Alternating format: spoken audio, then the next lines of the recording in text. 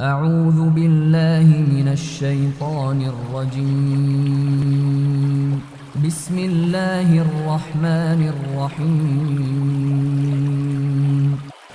Dan ini adalah kesempatan yang besar bagi kita untuk memperbaiki diri kita, tidak mengulangi kesalahan kita pada bulan-bulan Ramadan yang lalu. Mungkin kita menyambut bulan-bulan Ramadan yang lalu masih kurang maksimal, maka Allah masih memberikan kita kesempatan untuk bisa membenahi diri, memperbaiki diri sehingga kita bisa menyongsong dan menyambut bulan Ramadan dengan lebih optimal dan maksimal ya.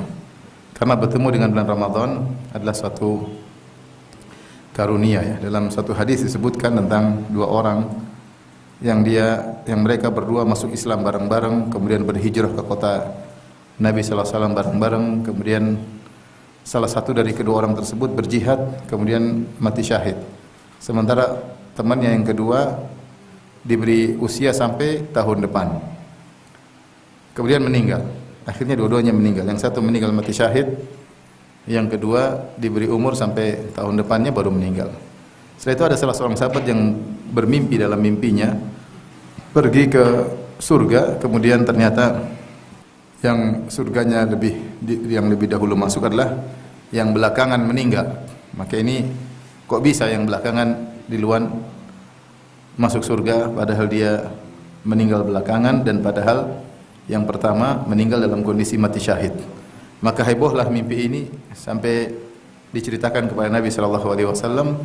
Mereka heran, kok bisa ya Rasulullah yang mati belakangan kok duluan masuk surga? Apalagi yang mati duluan mati syahid. Maka Rasulullah SAW mengatakan, "Alaisa qad asha ba'dahu sanah?" Bukankah orang yang kedua masih hidup selama setahun, diberi umur panjang untuk bisa beribadah? "Alaisa qad adraka Ramadan?" Bukankah dia telah mendapati bulan Ramadan pada tahun berikutnya sementara yang pertama sudah meninggal dunia? Fa shalla wa shoma, kemudian dia salat dan dia berpuasa.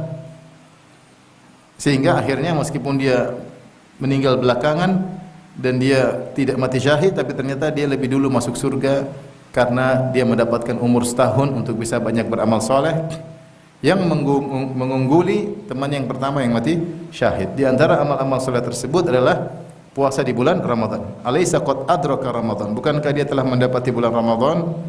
Bukankah dia telah sehingga dia pun berpuasa dan salat?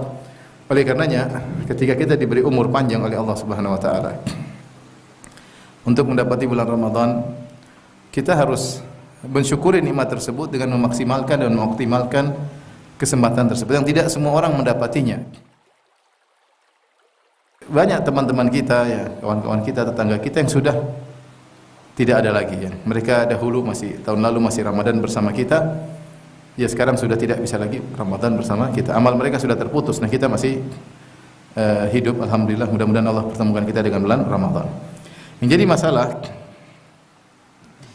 kita tidak mempersiapkan diri untuk bertemu dengan bulan tersebut, sehingga ketika kita tidak bersiap-siap, maka Allah kurang memberi taufik kepada kita, sehingga kita kurang optimal di bulan Ramadan. Kalau para salaf dahulu, mereka benar-benar menghayati bahwasanya Ramadan adalah karunia yang sangat besar. Makanya disebutkan oleh Ibnu Rajab Al-Hambali dalam kitabnya Lataiful Ma'arif, bahwasanya para salaf kalau sudah selesai bulan Ramadan, setengah tahun mereka berdoa agar Ramadan mereka diterima, dan setengah tahun lagi mereka berdoa agar bisa bertemu dengan Ramadan berikutnya.